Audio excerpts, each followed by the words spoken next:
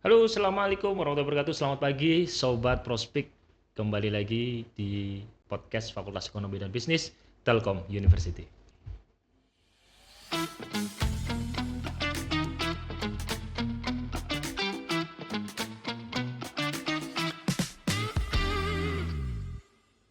Ya, hari ini saya kedatangan tamu istimewa. Beliau adalah seorang dosen sekaligus praktisi di bidang pemrograman dan di digital marketing. Beliau adalah Dr. Adi Prasetyo. Beliau adalah seorang dosen di Fakultas Ekonomi dan Bisnis. Dan beliau juga sebagai seorang profesional bidang pemrograman, beliau juga riset di dunia digital marketing yang mungkin saat ini sangat penting sekali dan sangat berharga sekali di dunia digitalisasi. Kita sambut bersama Dr. Adi Prasetyo. Selamat pagi. Pagi, Cak Assalamualaikum. Faris. Sehat, Pak? Alhamdulillah. Luar sehat. biasa. Halo guys. Saya kalau melihat Pak Adi itu selalu ketawa gitu, Iya. karena semangatnya itu semangat anak muda gitu ya. Kayak kue, padahal usia udah 50-an. Sudah 50-an gitu. Ya, Anak siap. saya udah ada 3, Ketiga. cucu 1. Alhamdulillah. Oke ya. Oke. Baik. Buku sudah banyak? Ya lumayan lah. Lumayan. 40 something. Wow, 40 ya. Populer sekali ya. Yang paling populer adalah pemrograman web gitu ya. Mungkin kalau teman-teman tahu pemrograman web dan sebagainya. Buku pintar ya. Buku pintar ya. Web ya.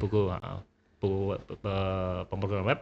Tapi hari ini kita tidak membahas pemrograman web, Pak Adi. Oh ya, sip. Saya pengen tahu ini yang selalu menjadi diskusi bersama, terutama adalah kawan-kawan dosen atau kawan-kawan mahasiswa tingkat akhir yang kemudian setelah skripsinya ini mau jadikan apa?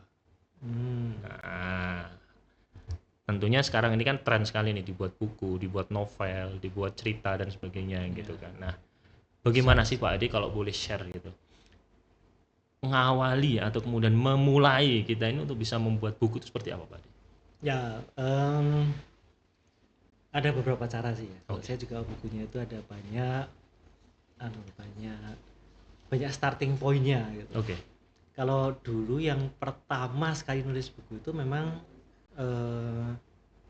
ide sendiri ya, karena jadi saya tuh dulu tuh ceritanya gini, waktu kerja dulu ya, kerja awal itu kan sempat di bidang teknis gitu. Oke. Kan, teknis. Terus dari sana sempat belajar kayak programming gitu, PHP lah waktu itu ya. Nah terus pindah ke marketing. Kerjaannya tuh udah nggak kepake semua kan harinya programnya itu kan di sana, karena dari tadinya pemrograman kan ke marketing gitu. iya. Jadi tadinya tuh dipakai buat bikin server Linux gitu kan, terus nanti bikin softwarenya di Inggris itu untuk inilah kayak mengambil data traffic gitu kan, terus nanti dibikin dashboardnya gitu dulu tuh. Pindah marketing yang dipakai kan cuma Excel, PowerPoint sama MS Word ya. Jadi udah gak ada lagi tuh ceritanya pakai programming lagi. Terus akhirnya saya pikir harus ngapain gitu ya. Itu tahun 90-an berapa ya? 90-an itu ya? 2000-an lah. 2000-an, oke. 2000-an something itu. Nah, terus waktu itu kepikir, ya waktu itu belum terlalu ngetop ya masalah membuat publikasi buku di web gitu, belum ada. Jadi saya dulu bikin website namanya protelon.com. Oke. Protelon. Bisa Jawa, protelon itu Iya, pertigaan. pertigaan gitu ya. Pertelon itu pertigaan. Pertigaan. Oke. Terus saya akhirnya tulis di sana. Oke. Apanya pengetahuan saya tentang pemrograman itu, PHP waktu itu. Dan ternyata lumayan populer itu website itu, jadi referensi gitu ya. Iya, jadi banyak sekarang yang refer ke sana, kunjungannya juga lumayan Tinggi. banyak lah ya, sampai 50 ribuan per hari gitu. Wow. Nah, ya setelah itu saya monetize yang lain ya, tapi beda cerita ya. Tapi itu mulai nulis. Nah setelah itu ada saya kan bikin bisnisnya dulu kan kayak reseller gitu kan. Oke. Jadi di yang free-nya itu saya kasih di protelon.com, nanti yang versi berbayar itu saya taruh di kursusonline.com namanya. Oke. Nah, nanti di sana ada sistem reseller. Nah, terus ternyata salah satu reseller saya itu dia editor ini ya, Pak. Editor penerbit ya. Oke. Nah, terus nawarin gitu kan. Hmm, hmm, hmm. Mau nggak bikin, akhirnya saya ya oke lah nanti saya bikin buku ya gitu. Nah itu awal-awalnya buku itu bukunya masih simpel sekali ya, cuma 100 halaman gitu lah. Heeh, heeh. Tentang apa tuh, tentang cara buat website lah. Cara buat Mudah, website. jadi cuma Oke. HTML doang, itu simpel tapi ya Heeh. lumayan akhirnya jadi. Nah setelah itu ya jadi banyak materi programmer yang harus saya Akhirnya sampaikan. keterusan gitu Pak. Iya keterusan gitu. Heeh. Nah itu yang startnya dari hobi saya berarti kan, Mm-mm. emang programnya nggak kepake gitu. Oke. Itu yang pertama. Oke, artinya mulai dari hobi kemudian menjadi buku gitu kan. Jadi karena kita biasanya kalau udah hobi itu kan punya banyak ide dan info gitu di Heeh. kepala kan yang harus Heeh. kita tuangkan Heeh. gitu. Nah itu paling bagus starting point menurut saya gitu, karena kita jadi apa, materi nulisnya itu lebih kaya gitu Lebih ya. kaya karena based on experience, karena kesukaan kita, experience knowledge kita gitu. Nah Oke. Oke. kesini nanti ya, jadi ada beberapa alternatif lagi gitu kan. Hmm. Eh, waktu itu sempat juga ikut kayak grup nulis di WhatsApp gitu ya, Hmm. di invite orang gitu. Terus nah dari saya juga lumayan itu, karena tadinya kan saya misalnya harus nulis buku 100, yang paling banyak itu kan 500-an halaman ya. 500-an. Itu Wow, sendiri pernah kan waktu itu. menulis Iya. 500 halaman. Wah. Itu jadinya agak lumayan itu. Itu agak lumayan. Ternyata begitu gabung di grup itu enak, jadi karena saya cukup nulis 1 chapter selesai gitu.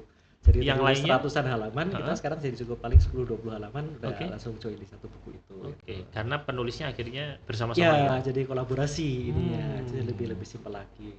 Oke, kalau tadi bicara Pak Adi bicara mengenai dari hobi, dari pengalaman, kemudian menulis.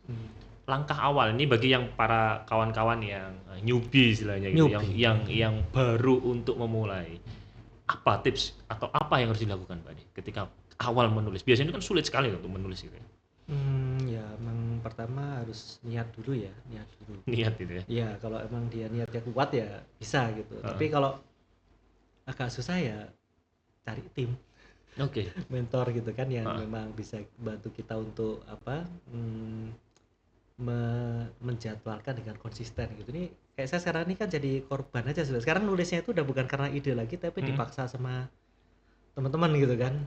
Karena paksaan sekarang. Iya, kalau sekarang kan jadi ya udah tolong dibantu untuk anu lah apa, range gitu ya. Maksudnya ide dari mereka, terus isinya dari mereka. Tapi nanti saya cuma bantuin ngingetin aja gitu. Jadi kayak bahasa Jawanya ngopek-ngopek apa ya bahasa Indonesianya? Ya, agar segera selesai. Iya, pokoknya ngingetin lah. Ngingetin. Gitu kan. Reminder gitu kan. Jadi saya bikinkan jadwal mingguan, bulanan gitu untuk nagih-nagih gitu lah. Jadi itu biasanya lebih apa ya? Dari sisi beban nggak terlalu banyak kan. Nulisnya kan juga cuma 1-2 chapter aja. Kemudian dari sisi apa? Yang susah itu kan kalau nulis itu kemandirian ya. Kayak mahasiswa juga nulis skripsi kan susah itu karena mereka harus nulis sendiri. Yang tadi itu mereka nggak pernah melakukan. Gitu. Betul.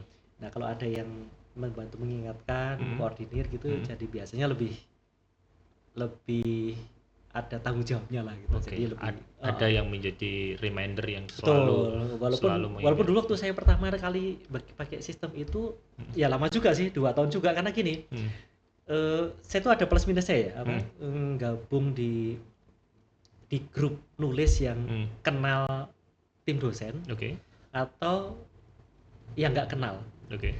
Kalau nggak kenal itu kita nggak bisa memastikan kualitasnya, gitu ya.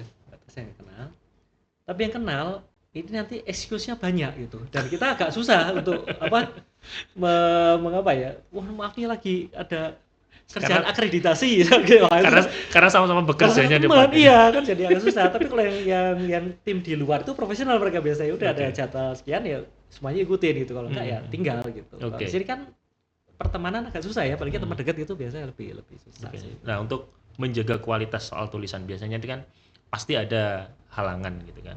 Untuk konsisten terkait dengan kualitas penulisan.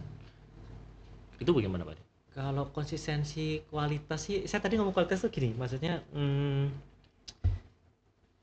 kalau diikut yang tim di luar itu saya dulu banyak ikut itu, tapi sekarang udah nggak pernah lagi karena saya nggak bisa kontrol anunya apa kualitasnya. Ya maksudnya kualitas gini. Saya lihat ada beberapa penulis itu mereka modalnya copy paste gitu. Oke, Iya, itu berbahaya sekali. Iya, kopas hingga similarity itu hampir 100%. Wow. Kalau kita cek gitu ya. Ini belum ngomong AI ya, similarity ya. Betul. Betul. Jadi misalnya ada kita nulis bareng-bareng 10 chapter gitu. Mungkin 3 orang penulis saja yang nggak bener itu kan udah langsung similarity naik gitu. Karena mereka saya cek, wah ini kok persis kopas-kopas dari mana-mana. Jadi mereka cari di internet, kopas taruh buku, kopas taruh buku gitu. Saya udah pernah sih komplain ke orang yang kayak ngordinirnya, tapi mereka bilang kayaknya belum ada action yang memadai. Akhirnya saya sekarang pindahnya ke yang teman-teman yang trusted aja gitu, yang bisa maksudnya kita kontrol gitu, walaupun memang jadi lebih sedikit ya produktivitas itu dalam artian jumlahnya gitu. Tapi saya lebih happy lah gitu. Misal nih kalau sudah banyak tulisan Pak Adi, ini kan saya tulisan kualitas juga oke kan. Mungkin akan menjadi ada lagi permasalahan gitu kan, yakni soal penerbit atau kemudian publisher gitu kawan-kawannya. Jadi untuk first time, untuk pertama kali kita kan mungkin akan kesulitan Pak Adi untuk mendapatkan kepercayaan dari publisher. Pengalaman dari Pak Adi. Ya kalau saya kebetulan dulu kan memang udah ini ya, kenal duluan sebelumnya gitu kan. Kalau publishernya mereka biasanya sih nggak ini kok, nggak apa, mereka objektif. Jadi mereka tuh sistemnya kita nanti kirim dulu apa rencana dulu ya. Rencana dulu. Kemudian isinya kira-kira apa. Nanti mereka ada timnya yang bahas itu, editor, marketingnya gitu. Mereka bisa ketemu tiap 2 bulan. Nanti mereka akan kasih feedback kita ini bisa layak enggak gitu. Layak atau tidak gitu ya. Layak di market karena mereka terkait dengan demand kalau mereka karena kalau di publisher itu kan ya ada berapa macam ya. Yang saya ini kemarin kan sebagian besar risiko di mereka karena cost-nya kan di mereka. Jadi begitu kita nulis nanti kontrak selesai langsung masuk mereka udah kasih DP ke saya dulu. Saya itu nanti baru mereka akan sebar distribusikan dan nanti baru mereka dapat uang untung dari sana gitu. Sehingga kalau mereka nggak yakin di market itu bisa diserap banyak, mereka nggak mau. Artinya kita menulis pun juga harus berpikir apakah buku atau tulisan saya ini laku atau tidak berarti. Ya untuk case yang itu ya. Untuk case yang penerbit yang memang nanti akan banyak distribusinya keluar gitu. Kalau dosen kan mungkin ya nggak usah mikir itu dulu ke sana ya. Sekarang kan banyak opsi self publishing, indie publishing itu kan yang nggak harus nyetaknya itu jumlah banyak bisa banyak gitu. Yang sedikit itu udah cukup gitu. Tidak sampai bereksemplar kan. Iya, sekarang kan paling ya 5-10 aja udah bisa atau bahkan on demand gitu kan. Sesuai dengan kebutuhan dan sebagainya. Soal royalti Pak Adi, ada nggak sih ketika kita menulis buku yang kemudian dipublishing oleh publisher atau penerbit yang populer gitu, kita mendapatkan royalti dari penulis? Ada. Di saya sih kebetulan dulu sekitar 10% ya. 10%. Boleh spill nggak nominalnya berapa gitu? Tergantung harga buku. Tergantung. Kalau harga bukunya 100.000, 10% ya berarti 10.000 satu buku. Satu buku. Kalau sekali terbit nasional itu kan satu cetakan 5.000. 5.000. Ya 5.000 kali 10.000 ya sekira segitulah. Ya lumayan gitu ya. Dan bukunya Pak Adi sudah bestseller, hampir seluruh buku ditulis bestseller semua. Wah itu sih kayaknya. Itu bestseller juga bosnya bukan bestseller yang gimana ya, maksudnya dia di Gramedia itu ada di rak yang masuk dalam kategori yang cukup banyak peminat gitu ya. Dan terus dicetak beberapa kali. Iya. Itu teman-teman. Jadi memang terkadang itu tantangan kita awalnya menulis gitu. Tadi Pak Adi bisa menyampaikan bosnya dari hobi. Tulisan sudah ada, kesulitan terkait dengan publishing gitu ya. Ternyata publishing tips dari Pak Adi juga kita harus menulis yang paling tidak ya sesuai kekinian lah, kekinian yang dibutuhkan saat ini gitu ya, yang dibutuhkan saat ini dan seterusnya. Luar biasa gitu ya. Nah, tiba-tiba pindah ke digital sekarang Pak Adi. Ini tantangan Pak Adi ya. Dulu kita kan mengenal buku itu dalam bentuk cetak gitu ya. Nah, sekarang kan arahnya ini sudah ke digital gitu. Menurut Pak Adi, ketika kita sudah menulis seperti itu, apa tantangannya Pak Adi? Iya. Kalau udah digital ini, ya saya kebetulan dulu memang awalnya dari digital sebetulnya nulis itu ya. Artinya kan model bisnisnya kan sedikit berbeda apanya. Dapat uangnya itu kan mungkin kalau kita nulis di digital itu nggak harus dari penjualan royalti dapatnya ya, walaupun bisa juga ya ada royalti juga untuk yang terjual buku digital juga ada gitu. Tapi ada model bisnis lain yang bisa kita pakai, misalnya yang revenue-nya berdasarkan advertisement atau mungkin affiliate atau apalah itu bisa kita pakai. Artinya dari yang lain. Kalau misalkan nih kita bicara mengenai buku cetak dengan buku digital, kita sebagai yang awal menulis gitu ya, atau kemudian Bapak Ibu dosen yang kemudian suka menulis, sebaiknya kita milih yang mana? Keduanya, salah satu atau bagaimana Pak?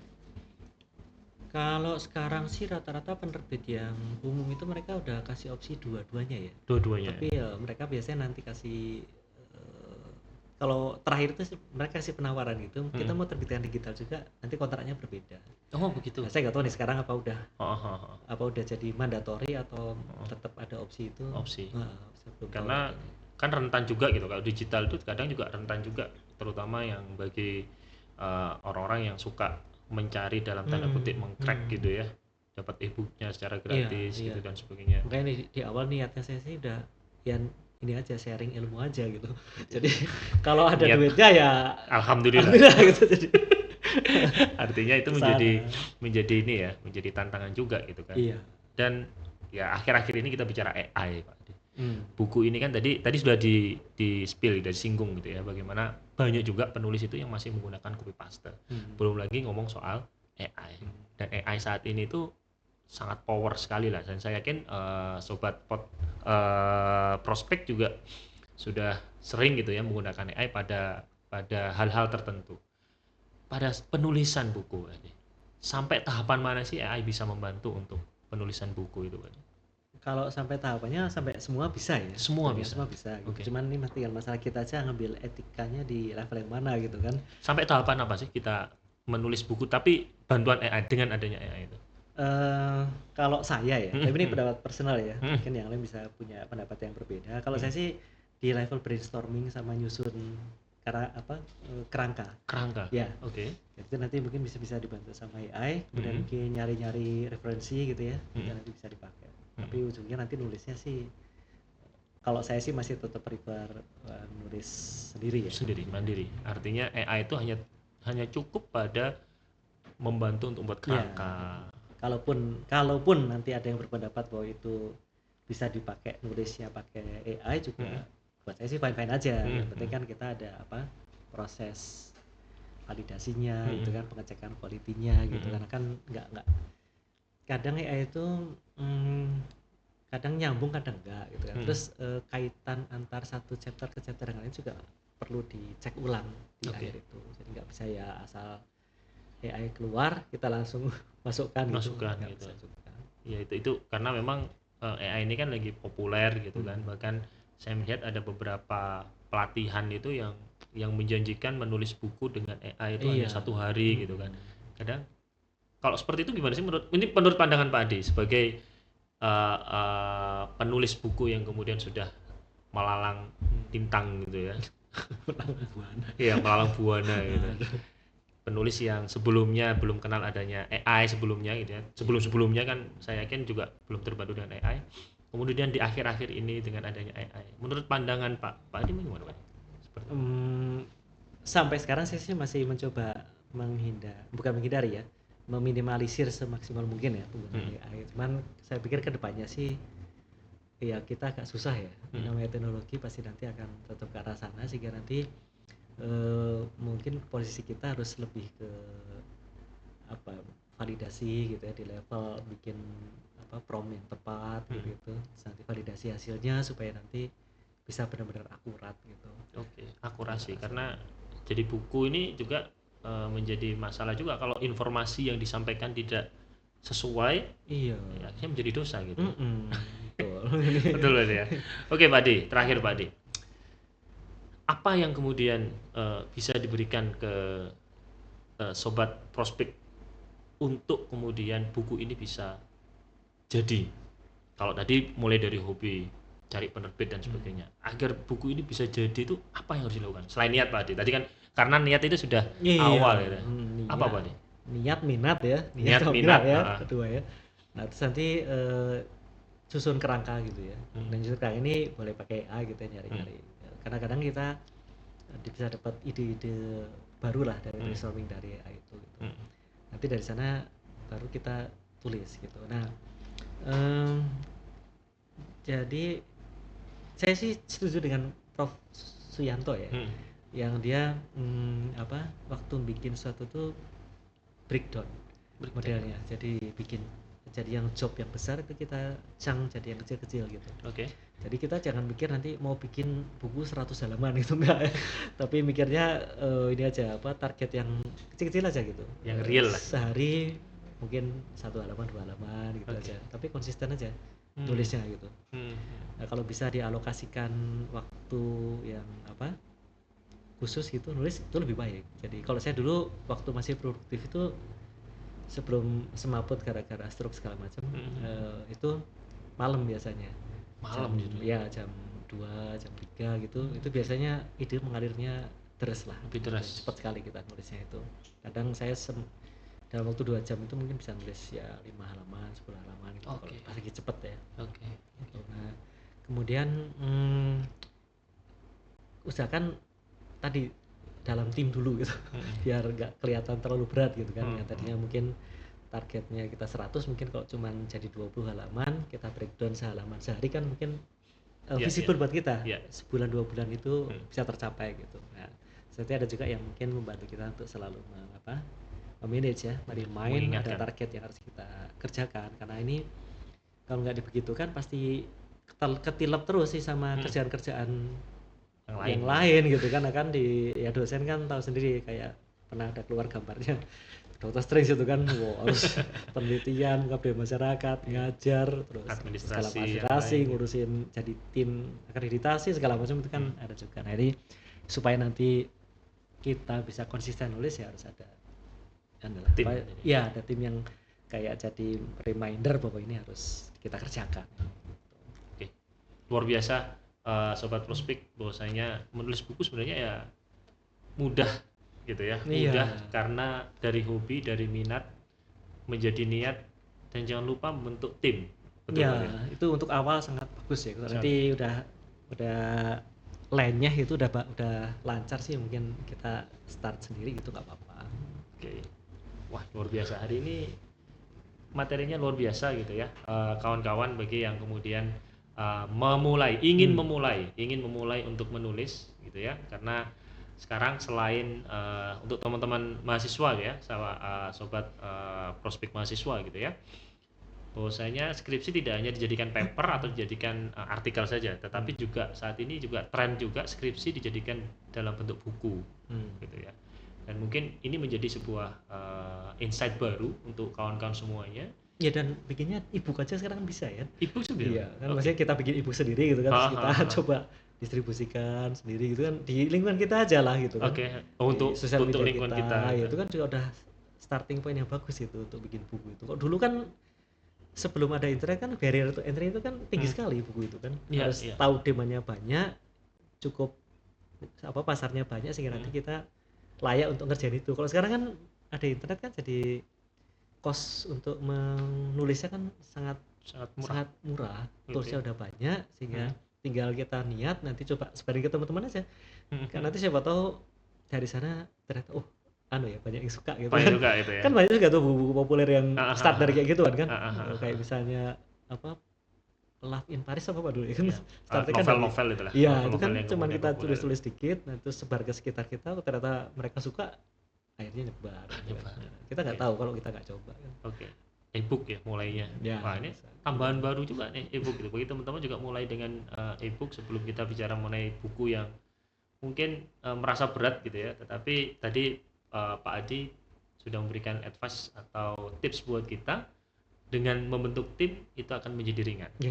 Untuk menulis, berkolaborasi itu akan menjadi ringan dalam membuat sebuah buku. Oke Pak Adi, terima kasih. Siap. Hari ini luar biasa, kita mendapatkan insight banyak. Makasih banyak, saya juga diundang ke podcast yang luar biasa ini. Memulai menulis buku, mudah-mudahan sehat terus Pak Adi. Amin, sama-sama. Ya, sukses selalu. Kami tunggu bukunya. Ini salah satu buku yang dibuat oleh ditulis ya sama tim Pak Adi gitu ya, kawan-kawan semuanya. Selain ini juga ada juga ini buku yang luar biasa nih dari Springer gitu ya. Ini adalah buku-buku yang kemudian penulis dari Pak Adi dan tim, ya. Pak Adi dan tim yang kemudian teman-teman semuanya khususnya di Telkom University bisa dibaca dan bisa dipinjam di perpustakaan. Betul. Iya, insya Allah ada di Ada semua ya, di perpustakaan. Ya, itu terima kasih hari ini luar biasa. Terima kasih lagi Pak Adi, sehat selalu. Terima kasih kesempatannya.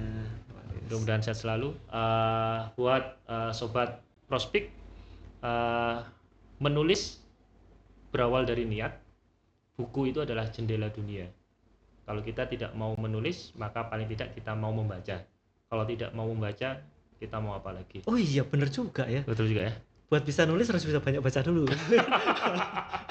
Iya, lupa tadi ya. Iya. Tapi udah tambahan Pak itu Pak. Iya. Udah luar biasa itu ya. Terima kasih sobat prospek.